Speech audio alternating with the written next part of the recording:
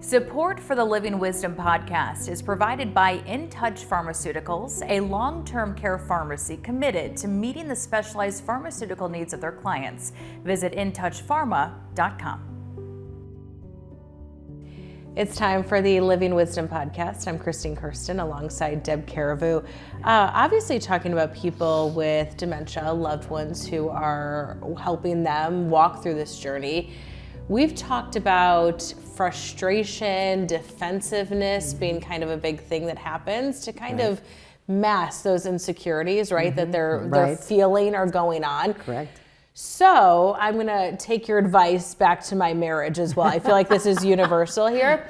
I think the big question is, how do we avoid those triggers? How do we avoid conversations that lead to that irritability or anger? What's the best approach if we just wanna have an easy situation or easier situation? Okay. So the first thing I would say is that you're absolutely correct in that most people living with a dementia process, just by nature of the level of awareness they have that things are changing, they're aware that they're not the way they used to be. And so everything becomes this huge shield and defense that I have to have because I'm, particularly early in the process, my whole goal is to protect anybody from knowing that I'm different. Right? And so that in itself will put people on the defense automatically. So first thing I would say is try to understand where your loved one is coming from and don't argue. Okay? Yeah, that's hard. It is hard. And I tell people all the time, from the time your loved one gets diagnosed with dementia, they play by a whole nother set of rules. And you have to embrace the reality that I tell people to think about it like they live on the moon and you live on the earth, and the laws of gravity no longer apply to them. Yeah.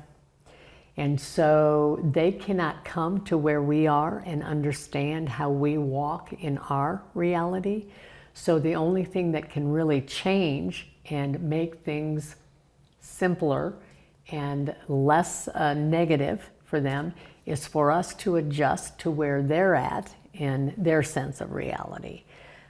So for example, you're talking with your husband and your husband is living with some dementia and your kids are coming to visit on Saturday and it's Friday afternoon and you're having a conversation with your husband and you're like, oh, hey, I need to go to the grocery store because, the kids are coming on Saturday. I want to make sure we have everything that we need. The grandkids are going to be here. I want to make sure I get their favorite cookies, blah, blah, blah. All of a sudden now, husband's going, what do you mean the kids are coming? You never told me that, right? And the reality is you may have had this conversation 3 or 4 times before Friday afternoon. Yeah. But because of the nature of what's going on with your loved one, they don't necessarily remember that conversation or all the specifics related to that. Our human tendency is to go, I did too tell you. We've had this conversation 4 times. We just said yesterday. And we have a tendency to want to defend ourselves. Totally.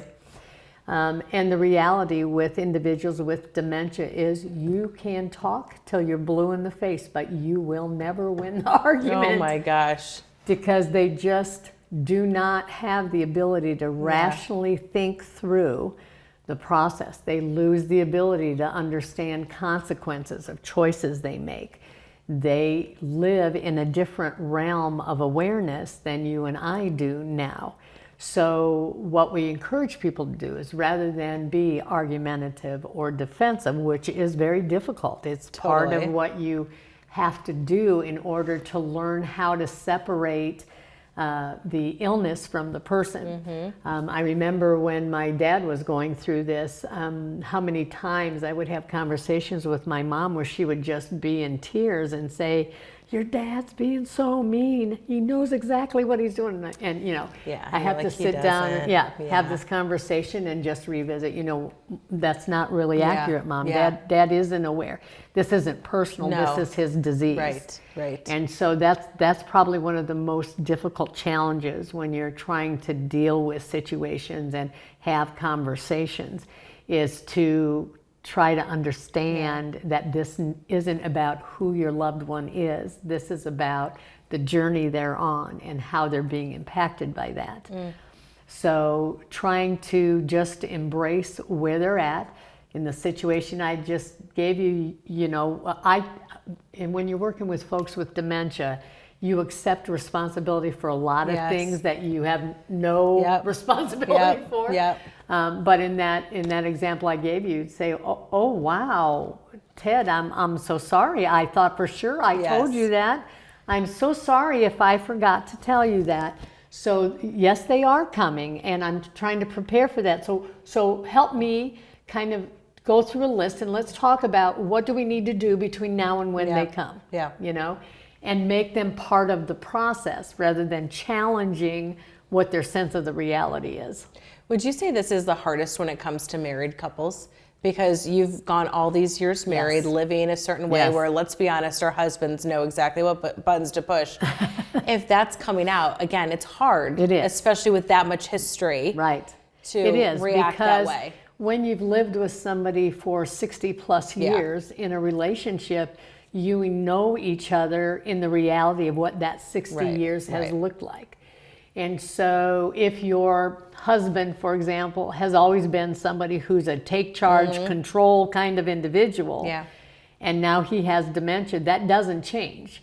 But his sense of reality and how he processes through those things and what he sees his role in those, all of that shifts. And now everything is about you're wrong and I'm right kind of thing. Yes, I get that.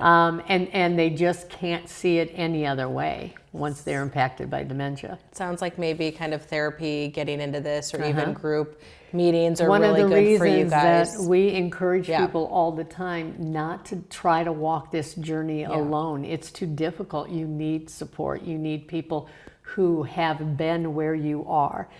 People who can help you understand, you know, he makes me crazy. How do I do this without being angry? How do I do this without being defensive? How can I stop having my feelings hurt? You know, because it feels, I remember, it feels very personal. My mom kept saying, he just hurts my feelings every day. Well, it's trying to help somebody understand that's probably true because you've lived with this person, loved this person, walked in an intimate relationship with this person for 60 plus years. It does feel personal. So it's helping people understand the difference in what they're experiencing now and how that loved one's being impacted by the disease, and that it is the disease speaking, not your loved one. Head to your website, of course, for more information on how you can get to those groups and extra help. Absolutely. Would love to have people join us. You do not try to do this alone. Support for the Living Wisdom podcast is provided by In Touch Pharmaceuticals, a long-term care pharmacy committed to meeting the specialized pharmaceutical needs of their clients. Visit intouchpharma.com.